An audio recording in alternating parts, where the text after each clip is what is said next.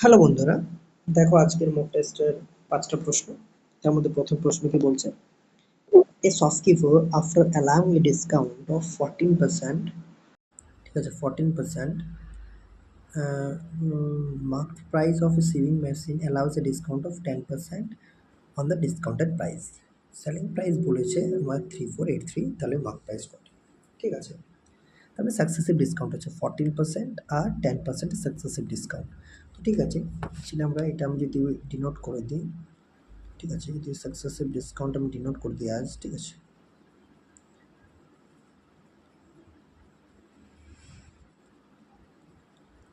Successive discount,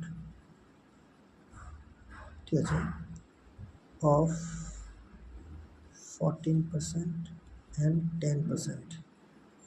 তো 14% discount কী হয়ে যাবে না, 550 থেকে 43, তাই না, 10% 10 থেকে 9, তাহলে অ্যাকচুয়ালি আলটিমেট আমার এটা হয়ে যাবে এমআরপি, ঠিক আছে, এমআরপি এটা হয়ে যাবে, এটা আমাদের এসপি হয়ে যাবে, ঠিক আছে। আলটিমেট কত যোগ 500 হয়ে যাবে, আর এটা 387। তাহলে যদি আমাদের 500 এমআরপি 387 এসপি, তবে সেটা এসপি বলে যে 3483। তার মানে কি আমরা এই যে 387 রেশিওর ভ্যালুটাই আমরা বলতে পারি না 3483, তাই না। তো এই যে 3483 হয়, তাহলে আমরা এখান থেকে পেয়ে যাবো এক রেশিওর ভ্যালু কত পেয়ে যাবো না 3483 ডিভাইডেড বাই 387। তাহলে আমাদের 500 রেশিও বের করতে, কারণ আমাদের এমআরপিটাই বের করতে হবে, তাহলে কি হয়ে যাবে না 3483 divided by 387 into 500, সরি, এখান থেকে পেয়েছি। তাহলে যদি ক্যালকুলেশন করি কত হয়ে যাবে না, এটা হয়ে যাবে 27, ঠিক আছে, 9 দ্বারা কাটাকাটি, 9 যদি 9 দিয়ে কাটতে চাই, তাহলে 9 3 সাথে 3483 হয়, তার মানে অ্যাকচুয়ালি 4500 হয়ে যাবে। এটা আমাদের কী হয়ে যাবে, এটা আমাদের মার্ক প্রাইস হয়ে যাবে, কারণ আমাদের কী চেয়েছে, ফাইন্ড দ্য মার্ক প্রাইস হয়ে যাবে 4500। নেক্সট কোয়েশ্চেন, ঠিক আছে, কি বলেছে, this 16,500 split into two fixed deposits for 2 years at 10% and 12% simple interest, ঠিক আছে। if the total interest 2 বছরের জন্য received from the deposits এত, how much was invested in the 12% scheme? 2 বছরে বলেছে, ঠিক আছে। তাহলে এখানে সুদের হারটা কিন্তু আমাদের 1 বছর করে দেওয়া হয়েছে। তাহলে দেখো আমাদের অ্যালিগেশন একটা মেথড হয়, অ্যালিগেশন, ঠিক আছে, অ্যালিগেশন একটা মেথড হয়, যেটা আমি বারবার বলে থাকি যে allegation method is actually ratio method, এবং এটার কাজ হচ্ছে সব থেকে অ্যাকচুয়ালি ফ্লুয়েন্ট ওয়েতে অ্যান্সারটা, কনভিনিয়েন্ট ওয়েতে অ্যান্সারটা কীভাবে বের করবো। আর এটাকে করার অ্যাকচুয়ালি কন্ডিশন যদি বলি, সেটা হচ্ছে একটা, যে 3টে ভ্যালু দেওয়া থাকবে, তার মধ্যে একটা ভ্যালু কিন্তু অন্য দুটো ভ্যালুর মধ্যিখানে লাই করবে, মধ্যিখানে ইন দ্য সেন্স তাদের একদম ইন বিটুইন নয়, মানে মাঝে ঠিক নয়। যেমন ধরো এখানে বলেছে আমাদের 10% সুদের হার রেখেছি, 12% সুদের হার রেখেছি, তাহলে আলটিমেট যেটা হচ্ছে সেটা 3,620 টাকা, 16,500 টাকার উপরে। একটা দেখো 16,500 টাকার উপরে সুদ কত পাচ্ছি আমি না 3,620 টাকা, 100 টাকাতে কত, ঠিক আছে, 200 ক্যান্সেল আউট করে দিচ্ছি আমরা, 165 দুগুণে কিন্তু 362 হয়, ঠিক আছে, সরি 330 হয়ে যাচ্ছে না, কিছুটা ভুল হলো, তার মানে ঠিক আছে,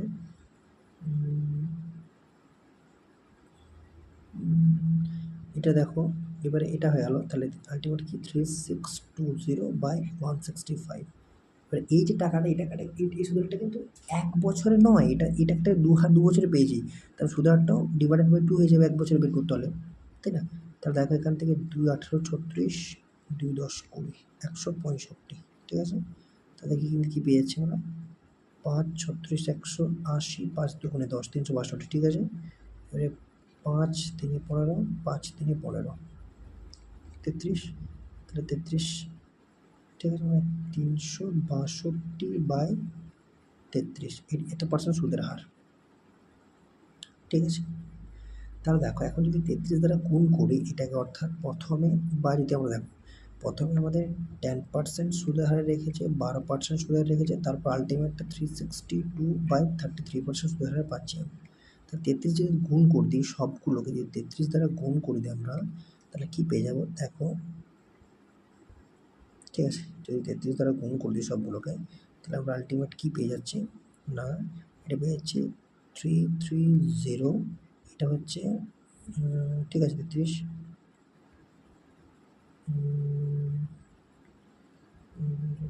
396 আর 362, তাই না? 33 দ্বারা গুণ করলো। এরপর আমি যেটা বলতে চাচ্ছিলাম যে 3 নম্বর ভ্যালুটা কিন্তু দুটো ভ্যালুর মাঝে লাই করবে, মানে প্রথম ভ্যালুটা 330, দ্বিতীয় ভ্যালুটা 396, আলটিমেট ভ্যালুটা বা যেটা আমাদের দুটোর নিয়ে যে সমষ্টি ভ্যালু সেটা হচ্ছে 362। তাহলে হয়ে যাচ্ছে 362, তার মানে দেখো 330, হ্যাঁ সরি বন্ধুরা একটু আমি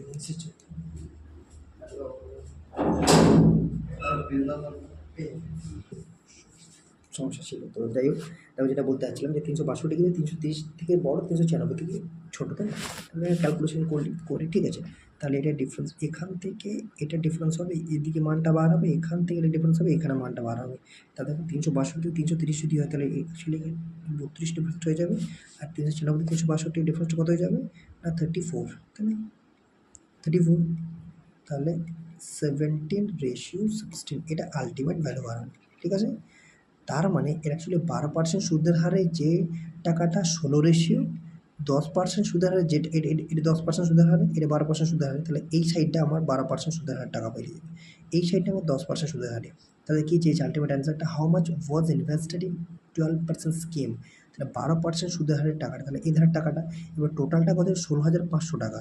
তার মানে এই যে 16,500 টাকা, তার মানে টোটাল 17 16 33, তার মানে দেখো এটা অ্যান্সারটা কী বার হলো, অ্যান্সারটা কী বার হলো, ঠিক আছে? অ্যান্সারটা কী বার হলো, ঠিক আছে? এবার দেখো না, এটা অ্যাকচুয়ালি আমাদের 33, এটা 17, এটা 16, তাহলে দেখো টোটাল আমাদের হয়ে গেল, দেখো এই জায়গাটা দেখো, অ্যাকচুয়ালি আমাদের হয়ে গেল টোটাল আমাদের 33, তাই না? 33, এর ভ্যালুটাই কি বলা যাবে না 16,500 টাকা, যেটা প্রথমে ডিস্ট্রিবিউট করেছি আমি। তাহলে এক রেশিওর ভ্যালু যদি আমি বের করতে, সেটা হচ্ছে 16,500 ডিভাইডেড বাই 33, তাই না? তাহলে এটা যে 500 টাকা এক রেশিও ভ্যালু হয়ে যাবে, ঠিক আছে? ঠিক আছে, এবার দেখো আমার মান চেয়েছে কি 12% সুদ হারে যে টাকাটা দেওয়া হয়েছে, 12% সুদ হারে কিন্তু আমার 16 টাকা দেওয়া আছে। তার মানে আলটিমেট আমি 16 ভ্যালু কত পেয়ে যাবো, 16 × 500 = 8,000 রুপিস, ঠিক আছে? এটা ultimate answer. Next question, the sum of first 24 terms of the sequence whose nth term is given by a, ঠিক আছে? তো দেখো এখান থেকে ডিরেক্টলি আমি কি পেতে পারি, আমরা জানি অ্যাকচুয়ালি দ্য 24th টার্মের যোগফল। তাহলে দেখো nth টার্ম, অর্থাৎ আমরা যদি এখানে আমরা জানি an = কী হয় না tn, যেটা বা tn যদি বলি n - 1 × d, এটা হয়। কিন্তু এখানে আমাকে কীভাবে দেওয়া হয়েছে না an ইকুয়ালস বা আমরা এখান থেকে বলতে পারি, যদি আমরা এখান থেকে বলতে পারি, তাহলে এটি যদি if 24 যদি বের করতে চাই, সেখান থেকে কী হবে না 24 - 1 × d, ঠিক আছে? সরি, এটা একটু ভুল হলো, এটা 2 এটা অ্যাড হয়ে যাবে, এটা একটু ভুল হলো, ঠিক আছে? এটা অ্যাকচুয়ালি এটাই হবে, অ্যাকচুয়ালি আমাদের এটা an হয়, n = 2a প্লাস n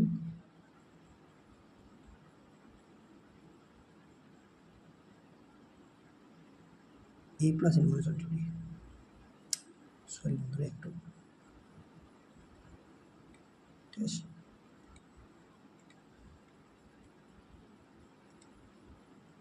এটা a প্লাস n - 1 × d, ঠিক আছে? এটা হয়ে গেল, এটা n। তাহলে যদি আমার 24 করতে চাই, তাহলে a প্লাস 23rd d, দেখে বুঝতে পারছি। কিন্তু আমাকে এখানে একটা কন্ডিশন দেওয়া আছে, এনটা এই ফর্মে দেওয়া হয়েছে। তাহলে দেখো এখান থেকে যদি আমরা n = 3 + 2/3 × n যদি করতে চাই, তাহলে A24 যদি বের করতে হয় 3 প্লাস 2/3 ইন্টু 24, কী পাচ্ছি আমরা? তার মানে দেখো এটা কি পেয়ে যাচ্ছি 19, তাই না? 19। তা দেখো তার মানে যদি আমরা এখানে বের করতে 1 নম্বর ইকুয়েশনে 19 equals to a plus 23rd d। ঠিক আছে, ঠিক আছে। তার মানে দেখো এবার কি হচ্ছে, the some of first 24 terms. আবার দেখো আমরা অ্যাকচুয়ালি এস এন কী হয় না n/2 2a plus n minus 1 into D. ঠিক আছে, এভাবে হয়। তাহলে দেখো s⁻24 টার্ম দিয়েছে আমাকে, এবার 24/2। ঠিক আছে, এবারে এখানে 2 কে আমি এ লিখতে পারি তো, এ, ঠিক আছে, প্লাস এটা আমি কি লিখতে পারি, এ প্লাস এটা 2 মানে এ প্লাস এ হয়ে গেল, এবারে প্লাস ইনভার্স 20, তাহলে প্লাস ইনভার্স 20, এ প্লাস 20 30 হচ্ছে আমাদের 19। ঠিক আছে,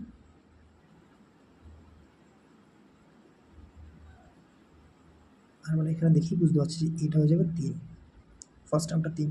ঠিক আছে, এখান থেকে বোঝা যাচ্ছে এ প্লাস 23rd ডি, যেটা আমরা এ প্লাস 10 বেসিক্যালি হয়, এ প্লাস 23rd ডি, এটা 12 হয়ে যাবে। এখানে এ ইকুয়ালস টু 3, তাহলে 3 plus A plus 23rd D equals to 19। ঠিক আছে, 12 ইন্টু 22 কত হয়ে যাবে 264।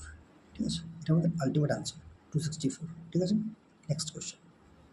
এবার দেখো কি বলেছে, এটা খুব খুব সুন্দর কোয়েশ্চেন, খুব সুন্দর একটা কোয়েশ্চেন। কীরকম না, আমাদের যেটা অ্যালজেব্রিক পার্ট খুব ইম্পর্টেন্ট পার্ট হয়, আর খুব কী বলবো যে মানে এনার্জেটিক পার্ট হয়। এনার্জেটিক ইন দ্য সেন্স যে করতে খুব মজা লাগে। যেমন এই কোয়েশ্চেনটায় দেখো আমাকে যদি দেওয়া হয়েছে 16 power x into 64 power 1/4 equals to 4/3/4। আমাকে একটা সিদ্ধান্ত রাখতে হবে, আমাকে লেফট হ্যান্ড সাইড আর রাইট হ্যান্ড সাইডে অনেক সময়তে হয় আমাকে বেস সমান করতে হবে, আবার অনেক সময় তো আমাকে পাওয়ার সমান করতে হবে। তাহলে এখানে দেখেই বুঝতে পারছি যে আমাকে বেসগুলো সমান করতে হবে।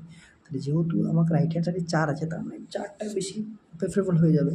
তো 4 যদি বেশ সমান করতে চাই, তাহলে এটাকে এটা কী হয়েছে, মানে 16টাকে আমি লিখতে পারি 4 স্কোয়ার লিখতে পারি, তারপর এক্স ইন্টু 64টাকে 4 কিউব পাওয়ারে 1/4 ইকুয়ালস টু 4/3/4। ঠিক আছে, এটা হয়ে যাবে 4 টু দি, এটা কি হয়ে যাবে, এটা 4⁻2 এক্স, এটা হয়ে যাবে ইন্টু 4⁻3/4 ইকুয়ালস টু 4⁻3/4। ঠিক আছে, এই 4⁻3/4 এই 4⁻3/4 ক্যান্সেল আউট হয়ে যাচ্ছে, আলটিমেট থাকছে 4⁻2 এক্স ইকুয়ালস টু 1। এরপর অনেক সময় তোমাদের কনফিউশন আসতে পারে এরপর কীভাবে করি। এই জায়গাটাই অঙ্কটা দাঁড়িয়ে আছে না। আমরা প্রত্যেকেই জানি যে something to the power 0, something মানে যে কোনো যদি এক্স ধরি, x two the power 0 equals to 1 হয়। এক্সের জায়গায় যে কোনো বুক করতে পারো, 1 to the power 0, even 2 to the power 0, 3 to the power 0, 4 to the power 100 to the power 0 equals to 0ই হয়। ঠিক আছে, হ্যাঁ কিনা বুঝতে পারলাম। তাহলে দেখো এখানে আমি একটাকে আমি লিখতে পারি 4⁻2 x equals to 4 to the power 0 লিখতে পারি, 4 to the power 0 equals to 1 হয়ে যাবে। এখন দেখো বেশ left hand side right hand সাইডে বেশ সমান হয়ে গেছে 4, তার মানে আমি 2 এক্স ইকুয়ালস টু 0 বা x equals two 0, ultimate answer আমি পেয়ে যাই এক্স ইকুয়ালস টু 0। ঠিক আছে, নেক্সট কোয়েশ্চেন। হ্যালো বন্ধুরা, এটাই আমাদের আজকের সেশনের শেষ কোয়েশ্চেন হবে। তো আশা করছি তোমরা সেশন এনজয় করছো। প্লিজ সাবস্ক্রাইব করো, পাশে থাকা বেল আইকনটি প্রেস করো, যাতে প্রত্যেকবার ভিডিও আপলোড সাথে তোমরা নোটিফিকেশন পেয়ে যাও এবং সেশন এনজয় করতে পারো। আর অবশ্যই ভালো থাকলে শেয়ার করো বন্ধুদের মাঝে এবং লাইক করো। ঠিক আছে, দেখো লাস্ট কোয়েশ্চেন কী বলছে। A sum becomes raised 4,525 in 5 years and is 54306 years when compounded annually at some rate of interest. What is the simple interest? যেটা বলেছে তার মানে আমাকে বলেছে 5 বছরের চক্রবৃদ্ধি সুদ 4,525 টাকা, 6 বছরের চক্রবৃদ্ধি সুদ 5,430 টাকা। ঠিক আছে, তাহলে বলেছে যে আমাকে এরপর আমি ওই সুদের হারে 6,400 টাকা 7.5 বছরে আমাদের সিম্পল ইন্টারেস্ট কত হবে। ঠিক আছে, তার মানে আমাকে রেট অফ ইন্টারেস্ট বের করতে হবে। কীভাবে বের করবো না, দেখো 5 বছরের আমাকে বলেছে না কম্পাউন্ড, প্রথমত কী বলেছে দেখো আমাকে, প্রথমত কম্পাউন্ড ইন্টারেস্ট ইন 5 ইয়ার্স কত বলেছে না 4525 রুপিস। ঠিক আছে, আর আরেকটা বলেছে 5 ইয়ার্স এত, and 6 years is কত হয়ে যাবে 5430 রুপিস। তার মানে 5 বছর যদি 4,525 টাকা হয়, 6 বছর যদি 5,430 টাকা হয়, তার মানে এই 1 বছরে কত হচ্ছে in 1 year, in 1 year কত হয়ে যাবে 905 রুপিস, 905 টাকা 1 বছর। তার মানে দেখো 4 বছরে 4,525 টাকা পেয়ে গেছি, ভালো করে ইমাজিন করো, 4 বছরে 4,525 টাকা পেয়ে গেছি, আর 1 বছর আমি রাখছি, মানে অ্যাকচুয়ালি 905 টাকা অ্যাড হচ্ছে, যার ফলে আমার 5,430 টাকা হচ্ছে। তার মানে কম্পাউন্ড ইন্টারেস্টে কী হয় আমরা প্রত্যেকে জানি যে 4 বছরের যেটা আমার অ্যাকচুয়ালি আমাদের কী বলবো যে সমৃদ্ধি মূল বা অ্যামাউন্ট, সেটা 6 বছরের জন্য কী হয়ে যাবে প্রিন্সিপাল বা আসল, বুঝতে পারলাম না। ইন কম্পাউন্ড ইন্টারেস্ট অ্যাকচুয়ালি আমরা জানি সুদের উপর সুদ, এটা একটা অ্যাকচুয়ালি ধর্ম প্রপার্টিজ। ঠিক আছে, যার ফলে কী হয় আর তার আগের বছরের সমৃদ্ধি মূলটা তার পরের বছর কী হয় আসলে পরিণত হয়। কারণ অ্যাকচুয়ালি সমৃদ্ধি মূল বলতে অ্যাকচুয়ালি সুদ প্লাস আসল। সিম্পল ইন্টারেস্টে শুধু আসলের উপর আমাদের সুদ নেওয়া হয়, কিন্তু কম্পাউন্ড ইন্টারেস্টে আসলের উপর নেওয়া হয় এবং তার জন্য যে সুদটা পেয়েছি এবং তার পরের বছর সেই সুদটার জন্য আমি সুদ পাবো। তার মানে বুঝতে পারছি যে তার মানে 1 বছর 905 টাকা হয়। ঠিক আছে, তার মানে দেখো এই যে তার মানে যে 6 নম্বর বছরে আমি 905 টাকা পেয়েছি, এই 905 টাকা সুদটা কত টাকাই পেয়েছি না 4,525 টাকাতে। কারণ 6 বছরের জন্য এই 5 বছরের সমৃদ্ধি মূলটা হয়ে যাবে আমার আসল, 100 দ্বারা গুণ করলে পেয়ে যাবো আমরা সুদের হার। তাহলে দেখো এটা হচ্ছে 905। ঠিক আছে, দেখো 905 মানে অ্যাকচুয়ালি আমাদের 905 1 দ্বারা ক্যান্সেল হবে, 4,525কে ইন্টু 100 ইকুয়ালস টু 20%, তখন সুদের হারটা 20% দাঁড়িয়ে যাবে। এবং যেটা বের করতে হবে 6,400 টাকার 20% সুদের হারে 7.5 বছরের সুদটা কত। ঠিক আছে, বুঝতে পারলাম, 200 ক্যান্সেল হয়ে যাবে, মানে 26 ইন্টু 150 ইকুয়ালস টু 9600, এটা আমাদের অ্যান্সার। ঠিক আছে, এত টাকা। তাহলে অ্যান্সারটা কী দাঁড়িয়ে গেল আলটিমেট, যে 6,400 টাকায় রেট অফ ইন্টারেস্টটা কত হবে 7.5 বছরে। ঠিক আছে, 9,600 টাকা রেট অফ ইন্টারেস্ট দাঁড়িয়ে যাবে। Thank you.